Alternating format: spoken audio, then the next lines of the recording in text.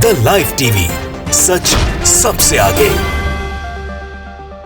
नमस्कार, मैं हूं रंजीत झा और आप देख रहे हैं द लाइव टीवी।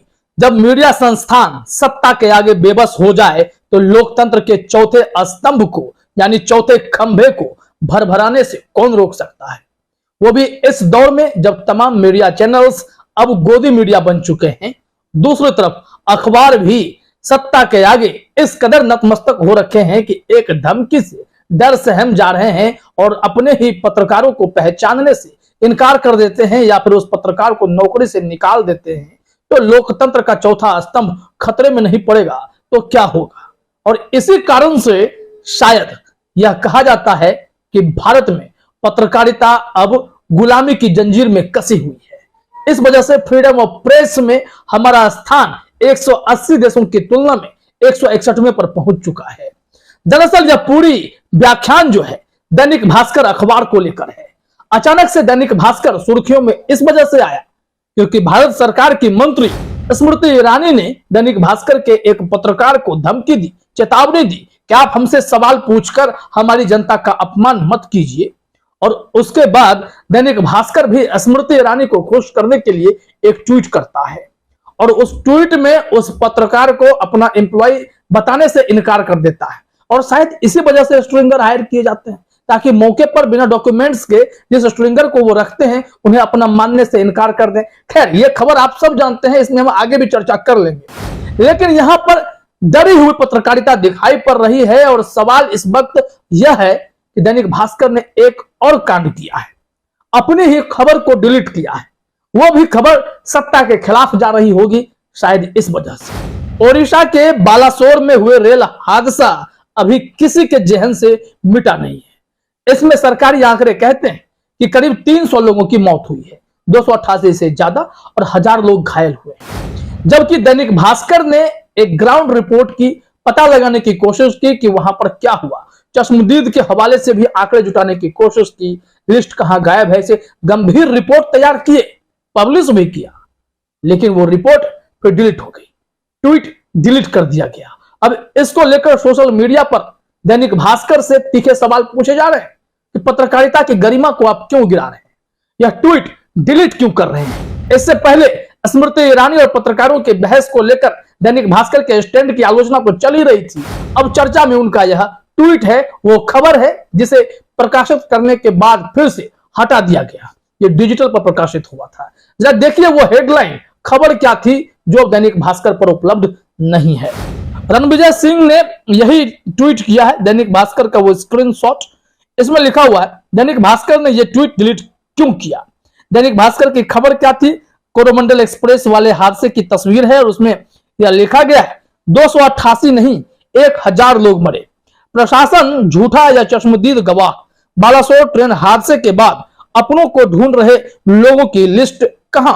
इतने तीखे चुभते सवाल दैनिक भास्कर ने पूछने की जहमत तो उठाई, लेकिन फिर ऐसा क्या हुआ कि अचानक से तस्वीर बदलने लगी।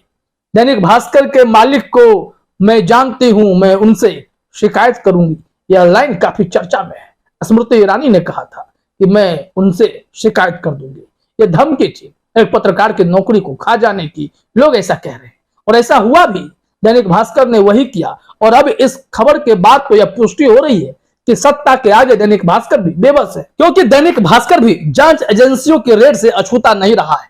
क्या इस बार फिर से दबाव है दैनिक भास्कर पर कि आप पर रेड पड़ सकता है और इस वजह से आप स्वतंत्र पत्रकारिता नहीं कर सकते। कई ऐसे सवाल सोशल मीडिया में तैरने लगे हैं। उस खबर में और क्या था, हेडलाइन से भी आप समझ सकते हैं कि ये सवाल कितने तीखे थे और सरकार को मिर्ची लगाने के लिए भी काफी मालूम पड़ते हैं।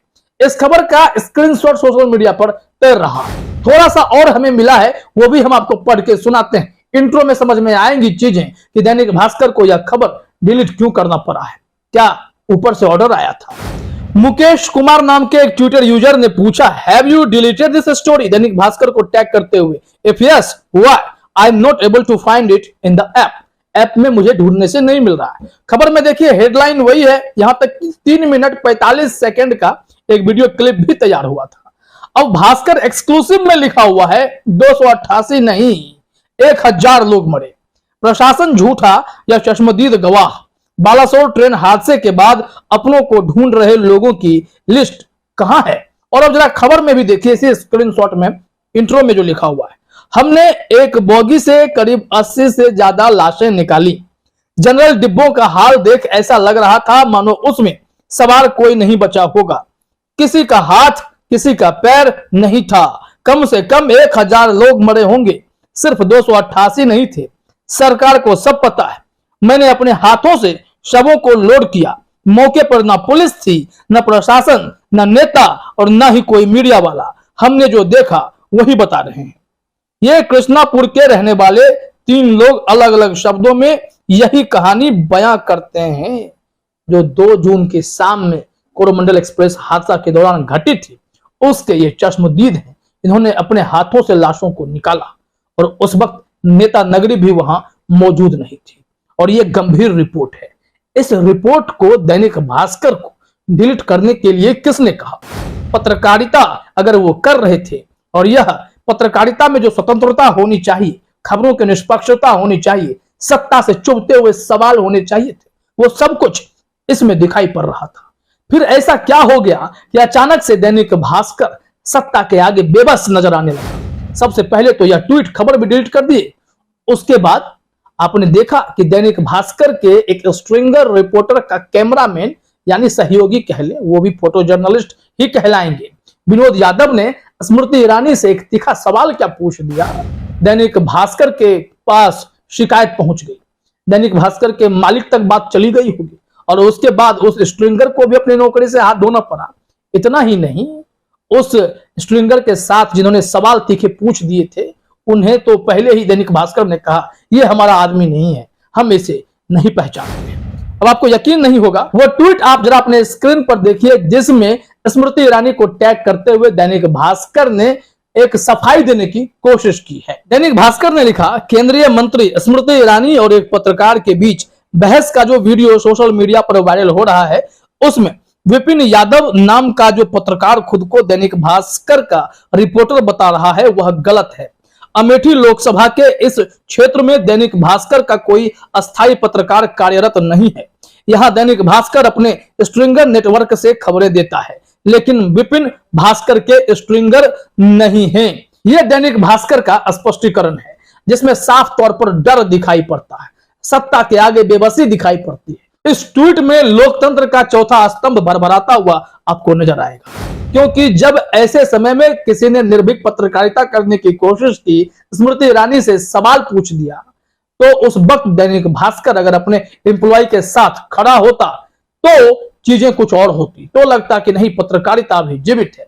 जैसे द हिंदू ने भी साहस दिखाते हुए बता दिया कि सेंगोल वाली पूरी कहानी मनगढ़ंत थी, जिसने गढ़ा वो द हिंदू के चेयरपर्सन मालिनी पार्थसारथी के साथ आरएसएस के गुरुमूर्ति थे, जिनके बाद इन सब पर कार्रवाई हो गई और द हिंदू के चेयरपर्सन को इस्तीफा देना पड़ा।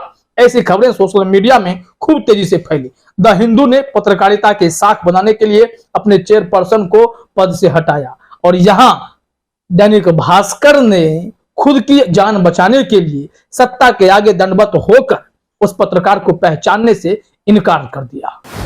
तो देश में पत्रकारिता अब सवालों के घेरे में तो आ ही गई है। गोदी मीडिया चैनल्स के साथ साथ अब अखबार भी सत्ता के आगे ऐसे दंडवत हो चले हैं कि उनसे अब ईमानदार पत्रकारिता की उम्मीद आप कर ही नहीं सकते। ऐसी खबरें प्रकाशित करके अगर कोई डिलीट कर दे तो समझिए दबाव कितना बड़ा है। फिलहाल इस वीडियो में इतना ही। आप सभी का हमसे जुड़ने के लिए बहुत बहुत धन्यवाद।